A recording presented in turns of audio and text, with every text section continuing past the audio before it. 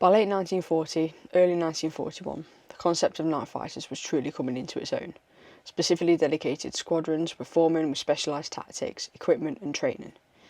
New forms of portable radar were slowly coming into use, but mostly they were only able to get a tracking night stalker within the general area of operating enemy bomber.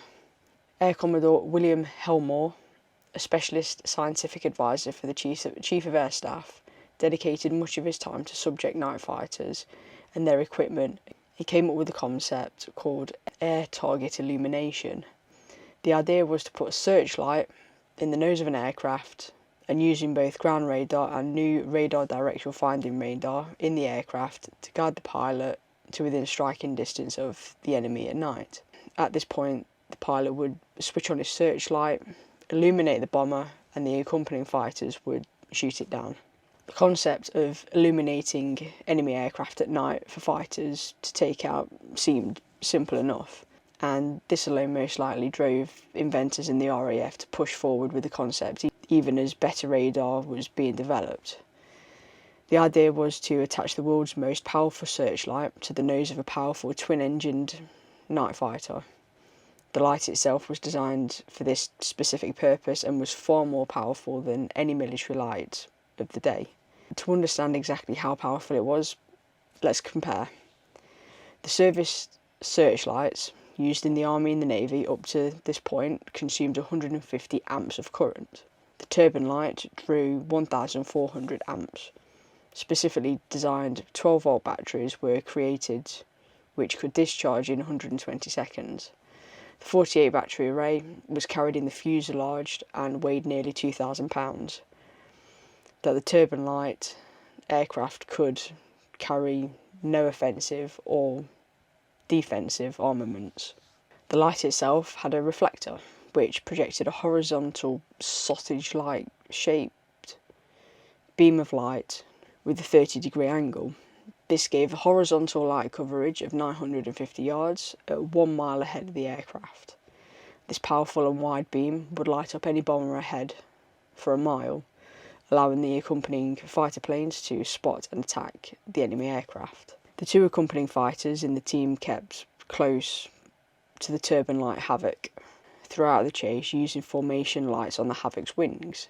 This lighting was a form of a white strip along the trailing edge of the main plane on both sides, illuminated by an angled lamp. Using small elevator inputs, the Havoc pilot was to keep the beam on the enemy as the Hurricanes made their attack.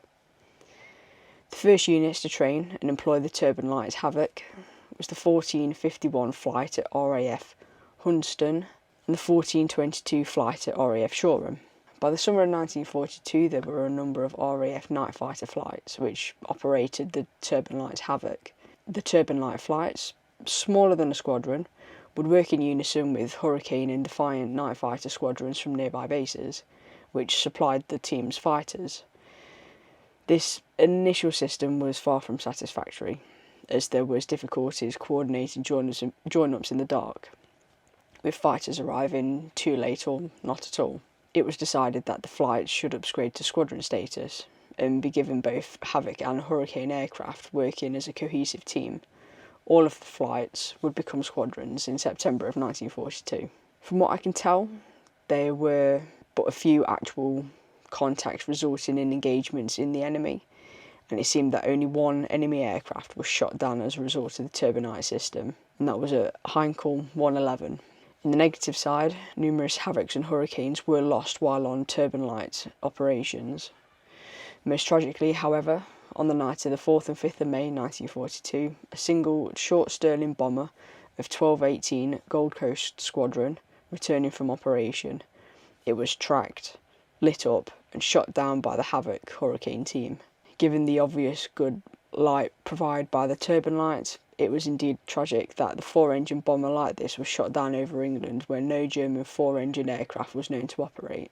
When the sum is calculated, the Turbinlite experiment record is decisively in the negative side. The newer airborne radars that were being developed in 1942 spelled the end of the ineffectual Turbinite system.